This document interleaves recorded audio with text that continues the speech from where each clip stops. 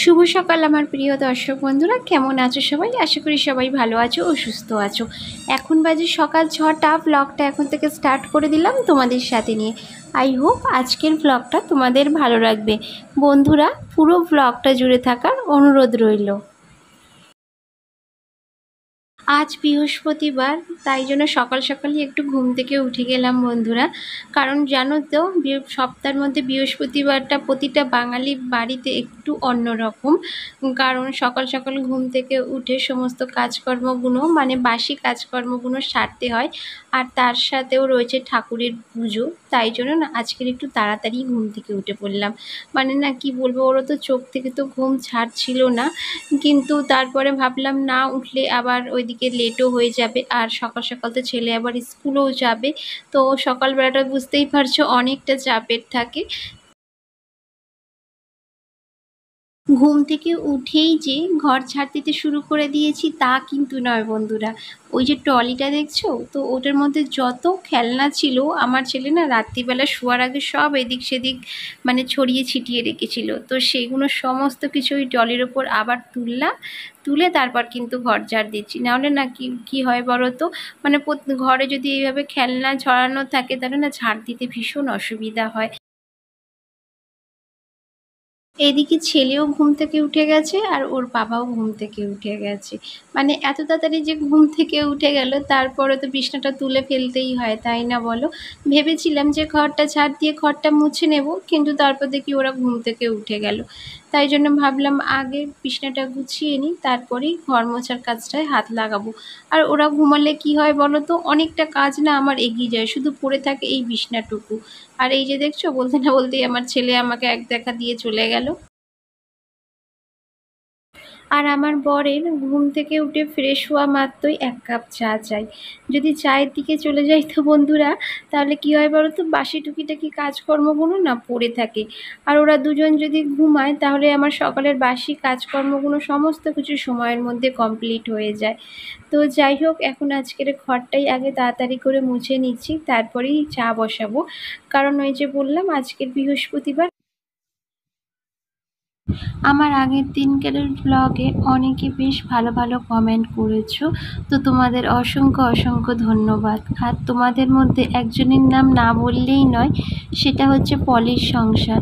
তো বন্ধু, তুমি আমার পাশে সবসময় আছো, তো এভাবেই প্লিজ আমাকে সাপোর্ট করো আর আমার এই ছোট্ট চ্যানেলটাকে একটু এগিয়ে নিয়ে যেতে সাহায্য করো।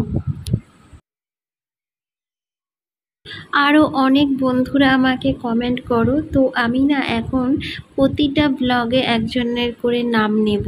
তো তোমরা যদি ব্লগটা দেখে থাকো তাহলে নিশ্চয়ই জানতে পারবে। আর সবসময় তো দেখো, এটা আমি বললেও নয় যে সবসময় তো দেখাটা সম্ভব হয় না, এটা আমিও বুঝি। মানে হয়তো ধরো কাজের শেষে একটু শুয়ে বসে থাকলাম, তখন ফোনটা নিয়ে ঘাঁটলাম, তো তখন হয়তো কারোর ব্লগ সামনে আসলো, তখন দেখলাম। এটা আমিও করি জানো তো। মানে সবার ব্লগ হয়তো সবসময় দেখা সম্ভব হয় না। কারণ দেখো, সংসার সামলে, বাচ্চা কাচ্চা সামলে, সব কিছু কাজ সামলে তারপরেই কিন্তু আমরা নিজেদের জন্য একটু সময় পাই। এটা মানে আমি তো নিজের মানে নিজের দিকটা দেখেই বললাম, কেন আমার তো একদমই হাতে সময় থাকে না। কারণ আমি যে ইউটিউবে শুধু যে ভিডিও আপলোড করি তা কিন্তু নয়।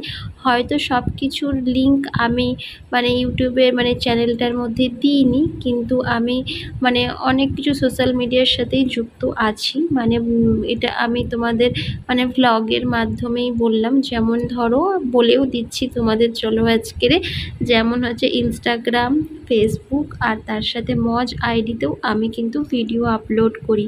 হয়তো শুধু ইনস্টাগ্রামের তোমার লিঙ্কটা আমি মানে তোমাদের সাথে শেয়ার করেছি, বাদ বাকি আইডিগুলোর লিঙ্ক এখনও শেয়ার করিনি। ওই দিকের কাপড় চোপড়গুলো কেচে এখন না এই ড্রেসিং টেবিলটাকেও একটু মুছে নিচ্ছি। দেখেই তো বুঝতে পারছো কতটা ধুলো পড়েছে। আমি কিন্তু না এই ড্রেসিং টেবিলটাকে 2 দিন ছাড়া ছাড়াই মুছি বন্ধুরা, কিন্তু এত যে ধুলো কোথা থেকে আসে আমি ঠিক নিজেও বুঝতে পারি না।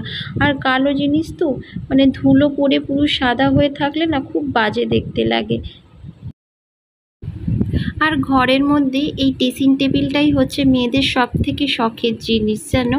তাই জন্যই মানে একটু পরিষ্কার পরিচ্ছন্ন করে না রাখলে বেশ ভালোও লাগে না। মানে সারাদিন কাজের পর যখন এই ড্রেসিং টেবিলের সামনে এসে নিজেকে একটু দেখি, তখন যেন মনে হয় সারা ক্লান্তি দূর হয়ে যায়। তো যাই হোক, তোমরা সাথে থাকো আর পুরো ভিডিওটা দেখতে থাকো। অনেক হয়তো বক বক করে ফেলি তোমাদের সামনে, মানে তোমাদের সাথে কথা বলতে বলতে, কিন্তু কি করব বলো, তোমাদের সাথে কথা না বললে আমার না বেশ ভালো লাগে না। বেশ দুদিন আগে দেখছিলে আমি কিন্তু মানে ভয়েস না দিয়েই ভিডিও আপলোড করে দিচ্ছিলাম, সেটাতে না কমেন্টও পড়তো না আর সেভাবে লাইকও পড়তো না। তো ভাবলাম যে তোমাদের সাথে কথা বললে হয়তো তোমাদের ভালো লাগে, তো সেই কারণে না আবার যতই কষ্ট হোক না কেন ভয়েস দিয়েই ভিডিও আপলোড করি। এখন ঘড়ির কাঁটায় বাজে সকাল 11টা। ছেলেকেও স্কুল পাঠিয়ে দিয়েছি আর ঘরের সমস্ত কাজকর্ম কমপ্লিট হয়ে গেছে।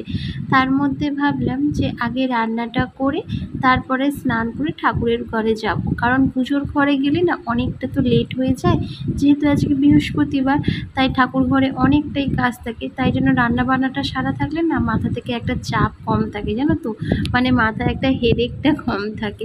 তো আজকে সেরকম কিছু রান্না করছি না, করছি এই মাছের ঝোল আর তার সাথে যে কোনো একটা সবজি আমি বানিয়ে নেব। সবজিটা না পরে বানাবো জানো, কারণ মাছের ঝোলটা আগে বানিয়ে রাখলাম আর ভাতটাও বানিয়ে রাখছি, কারণ ছেলে না স্কুল থেকে এসে ওর খিদে পেয়ে যায়, তাই মাছের ঝোল ভাত দিয়ে মানে ওকে খাইয়ে দিলে ও বেশ অনেকক্ষণ চুপচাপ থাকে। তো যাই হোক, এখন স্নান টান সেরে চলে এসেছি ঠাকুর ঘরে। আর এই যে ঠাকুরের আসনগুলো সমস্ত চেঞ্জ করেছি আর এই কাঁচা ধোয়া আসনগুলো এখন পেতে দিচ্ছি। আর আমার এই শিবলিঙ্গটা দেখছো, এটাতে না আগে আমি জল দিয়েই রাখতাম, তারপরে না কিছুদিন পর থেকে দেখতে থাকছি যে এটাতে আয়রন করে না একদম শিবলিঙ্গটা কেমন হয়ে গেছে। তাই জন্য এখন স্নান করিয়ে ঠাকুরকে মুছিয়ে তারপরে শুকনো করেই রাখি। অনেকে শিবলিঙ্গ ভিজিয়ে রাখে জল দিয়ে, কিন্তু না আমিও প্রথম প্রথম কিন্তু বন্ধুরা সেটাই করতাম। কিন্তু কি হচ্ছে বলো তো, এই যে জলের আয়রন পরে পরে শিবলিঙ্গের যে নিচের দিকটা ওপর দিকটা একটা কেমন মতো হয়ে যাচ্ছে।